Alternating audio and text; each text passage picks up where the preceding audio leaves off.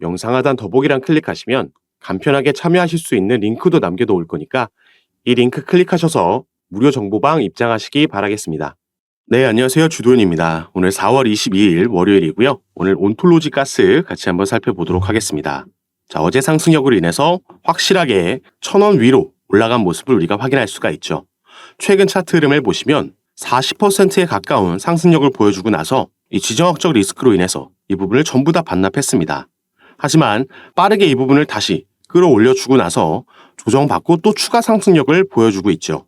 최근 시장에 들어왔던 이 악재들, 일단 지정학적 리스크가 그 확전에 대한 우려가 수그러든 상황이고 비트코인의 현물 ETF도 그 순유출세가 규모가 대폭 줄어들었다라는 점에서 유입으로의 반전을 시장이 기대하고 있는 상황입니다. 이 악재들이 해소되고 있는 움직임, 여기에 더해서 온톨로지 가스 같은 경우에는 여전히 이 상승력을 만들었던 그 호재에 대한 기대감이 남아있다, 이렇게 우리가 풀이할 수가 있겠죠. 그래서 온톨로지 가스뿐만 아니라 온톨로지도 마찬가지입니다. 최근 형성했던 이 저항 라인을 이날은 당장 뚫어주지 못한다라고 해도, 맞고 떨어진다라고 해도 조만간 돌파할 수 있을 거라고 제가 며칠 전에 말씀을 드렸었고, 확실히 그러한 움직임을 가져가고 있다 확인이 되고 있고요.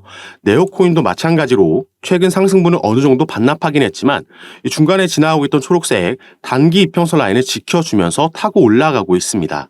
때문에 언제 다시 한번 급등이 나와도 이상하지 않은 차트 흐름을 가져가고 있는 거고, 온톨로지 가스도 그전에는 유의미한 거래량이 전혀 튀어나오지 않았지만 이날부터 확실하게 시장의 주목을 받고 있는 게 확인이 되고 있죠.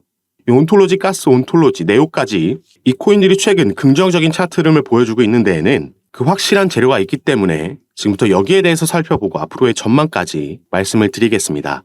지금부터 말씀드릴 내용이 중요하기 때문에 여러분들께서는 오늘 영상 꼭 끝까지 시청해 주시고 그 전에 밑에 있는 구독과 좋아요 버튼도 한 번씩만 눌러주시면 제가 이렇게 영상 제작하는 데 큰 힘이 된다는 점 말씀드리고 바로 이 재료에 대해서 살펴보도록 하겠습니다. 자, 기사 제목에는 이딴 악재에 꺾인 홍콩발 호재 이렇게 나와 있는데, 이 홍콩발 호재라는 건 다들 아시겠지만 홍콩에서 비트코인의 현물 ETF 그리고 이더리움의 현물 ETF가 승인이 됐다라는 점입니다. 그리고 아직 승인을 받은 자산운용사들에서는 밝히지 않았지만 이 거래 시점 같은 경우에는 통상적으로 승인이 되고 약 열흘 후에는 거래가 시작이 되죠. 그런데 이 홍콩 ETF 관련해서도 이 승인된 건 당연히 호재 소식이지만 과연 중국의 자금이 들어올 수 있겠느냐, 여기에 대한 우려의 시선도 여전히 존재하고 있는 부분입니다. 그래서 이 부분을 같이 한번 살펴볼 예정인데, 중국에서는 이 코인 시장에 강력한 규제가 들어가면서 이 채굴이 금지되는 조치가 있었습니다. 그럼에도 최근에 중국에서 이 해시레이트가 상승을 했는데, 해시레이트라는 건 채굴 능력 측정에 쓰이는 지표고요. 해시레이트가 상승했다라는 건 채굴이 늘어나고 있다는 걸 의미합니다.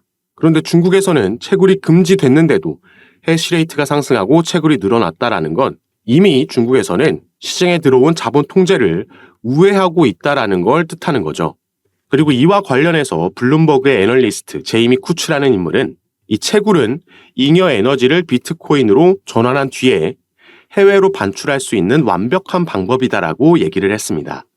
그리고 당연히 중국도 이 채굴을 통해서 자금이 중국 밖으로 빠져나갈 수 있다라는 건 알고 있는 상황이죠. 그런데 이 자금이 미국이나 유럽으로 빠져나가는 것보다는 차라리 홍콩으로 빠져나가서 이 중국 전체로 봤을 때 유동성을 키우는 게 낫다라고 생각할 수밖에 없는 상황인 거죠. 그래서 과거에도 그랬던 것처럼 이번에도 마찬가지로 홍콩으로 이 중국의 자금이 이동되는 것에 대한 터치는 크게 없을 것이라고 생각해 볼 수 있습니다. 이번에 홍콩에서 현물 ETF를 승인받은 건 총 4개의 기업이 있습니다. 차이나 에셋, 보세라, 하베스트, 해시키 캐피털까지 이렇게 4개의 기업이 승인을 받았는데, 이 중에서 해시키를 제외한 나머지 3개의 기업들은 전부 중국 본토에 본사를 가지고 있죠. 그리고 최근 중국에서는 이 투자 상품들 중에서 주식과 부동산이 가장 저조한 성과를 내고 있기 때문에 지금 이 중국 본토에 묶여있는 갈 곳 잃은 중국의 자금들이 새로운 투자처인 홍콩 ETF로 옮겨갈 가능성이 높다라고 보여지고 있습니다. 그리고 중국은 암호화폐에 대한 직접적 투자는 금지하고 있지만 이게 2021년부터 금지가 됐죠.